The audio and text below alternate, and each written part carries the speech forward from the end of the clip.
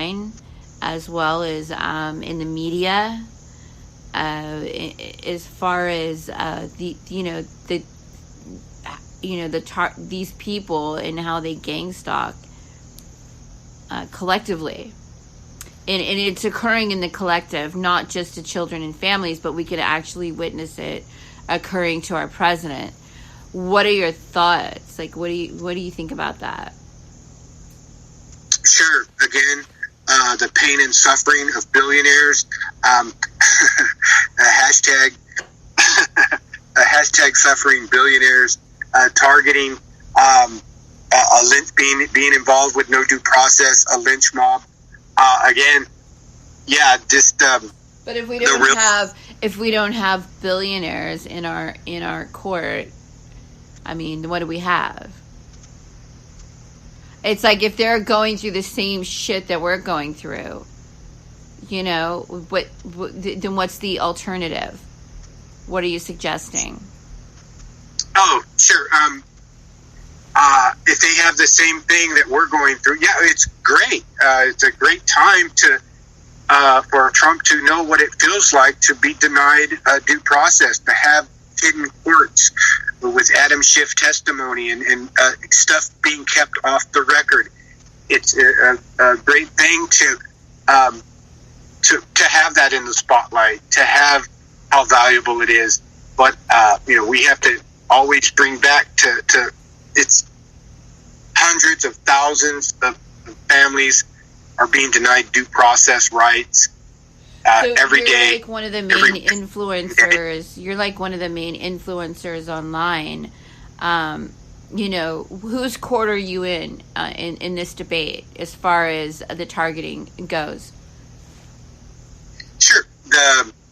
When you say court, I'm not in their court. I'm the one outside with the pitchfork saying, shut this place down. No matter what court it is. We just, getting back to your question, what court am I in pertaining to? Well, there's a systematic, there's a very systematic technique that is targeting not just, the gang, not just within the gang stalking community. I'm going to put that right.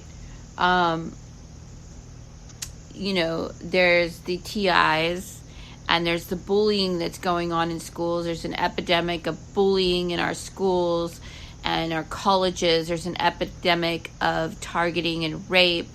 There's an epidemic of this sort of underbelly of society that is very criminally coercive, if you will, and it is distinctively, systematically targeting the individual, and we no longer can be silent about this because we can publicly witness it, the same techniques happening to the President of the United States. So no one is immune. That's great. We want to point that out too. No one is immune to this. That's why it's great to see. Again, I don't have a lot of empathy for people that are billionaires and suffering. Well, let's not generalize, because not all billionaires are of this mindset. So let's not generalize. I mean, let's talk about, like, there's intelligent, aware people tuning into this show that are very much aware, and let's not use money or haves not as a distinctive. Let's talk about the distinctive, because those people are also systematically targeted. Likewise, the public is witnessing our President of the United States also be targeted in this manner. So let's talk about that. Yes, talking about targeting, we have the Cambridge Analytica case. Ocasio-Cortez confronts Zuckerberg, claims that the 2015 election intrusion was the biggest Facebook data scandal.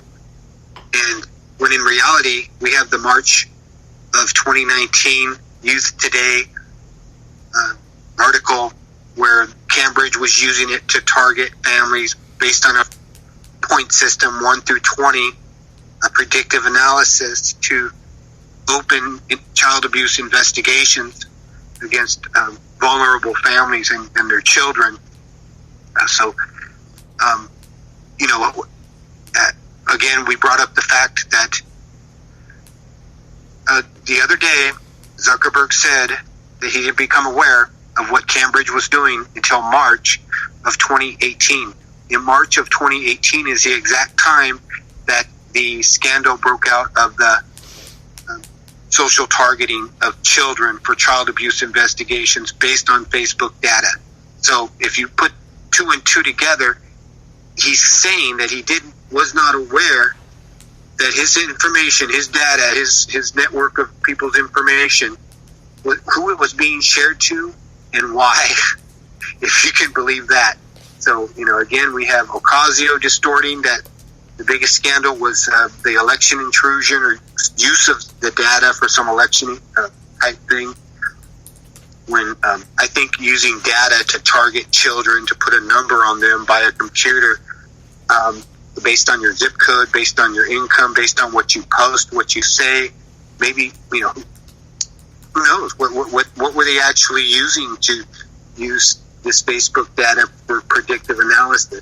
And how were they possibly even blending that in with other public data, such as if they're receiving public assistance of some type,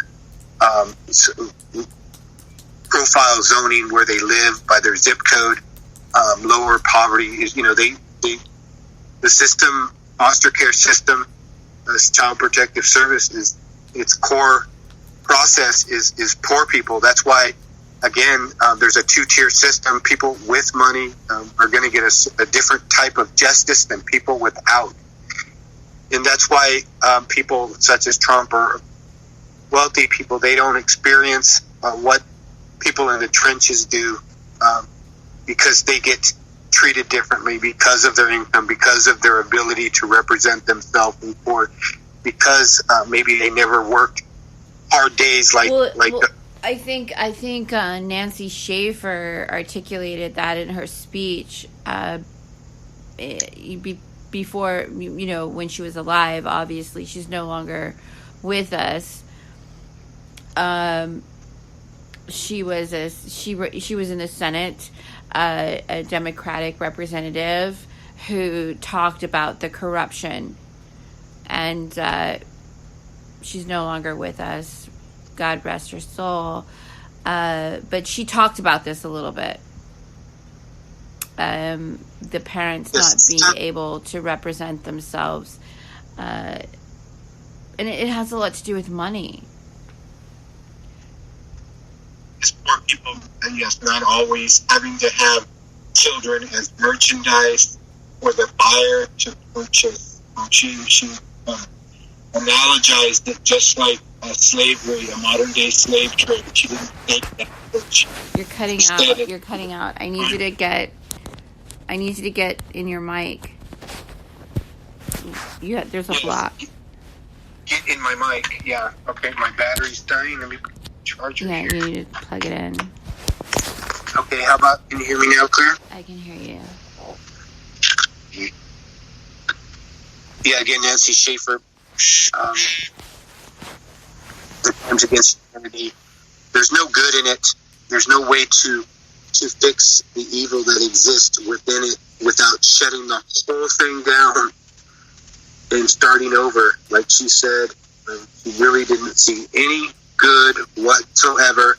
The children are never going to be the same, and that everyone in the United States must be warned.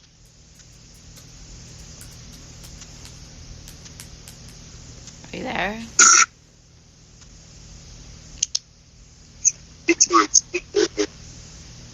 I still haven't heard from Chris Hallet.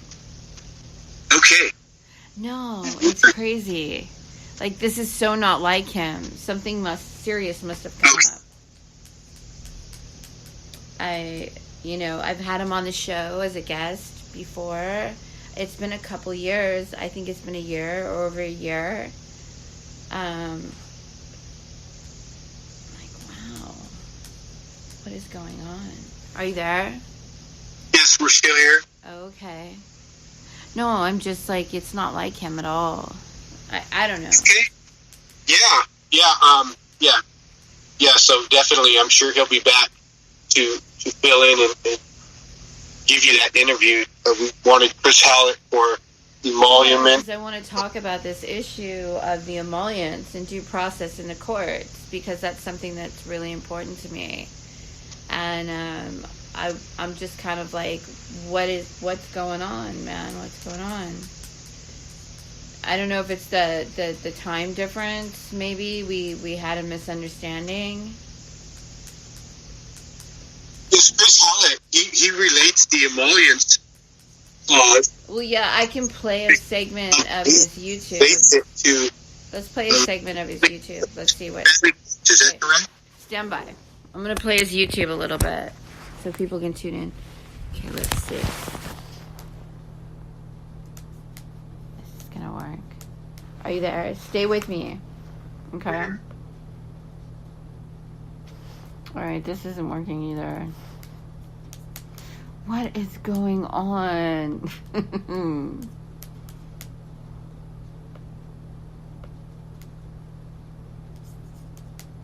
Alright. Are you still there? Yes, we're here. Go ahead. I'm trying to play the E-Claude. I'm trying to play it. It won't play.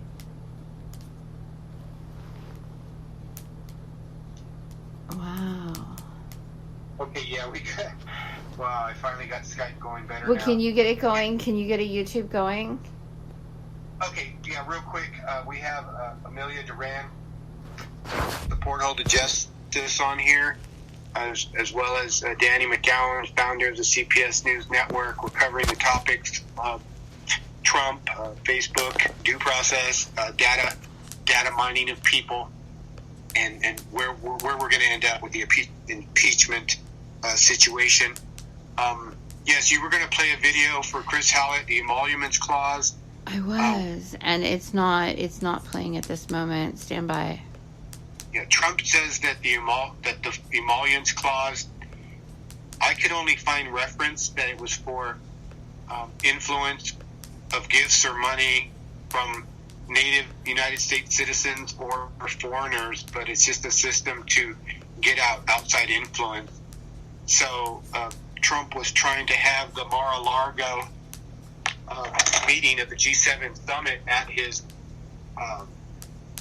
facility in Florida, his personal hotel, and they were saying that's a big conflict of interest, and he said the emoluments clause is phony. So, what's phony and what's not? I mean, is due process phony? And the reality is that due process in American courts is phony. There's nothing. No one gets treated the same. It's how much money you have. It's how much influence you have. How much money you can spend. Who you work for. There's just a complete teeter-totter of justice, depending on what side of the scale you're on, as to how you're going to be treated, if you're even going to be prosecuted. Money talks, everything else just walks in these court systems. The more money you have, the more justice you're going to get. So we have some big problems with our judicial system, the public defender system, the plea bargain system, where we hear over 90% of all cases are plea bargained out. Let's just make a deal here and close this. The bail system, how that works. Just a lot of problems. No one's addressing them. We're just at a stalemate of lawlessness and lack of prosecution for people committing these crimes that we see happen, and whether it be law enforcement brutality, murders, social worker perjury, fabrication, kidnapping. It's in your face. The medical kidnapping we're witnessing, just heinous forms of abuse, the drugging of children, that should be, it's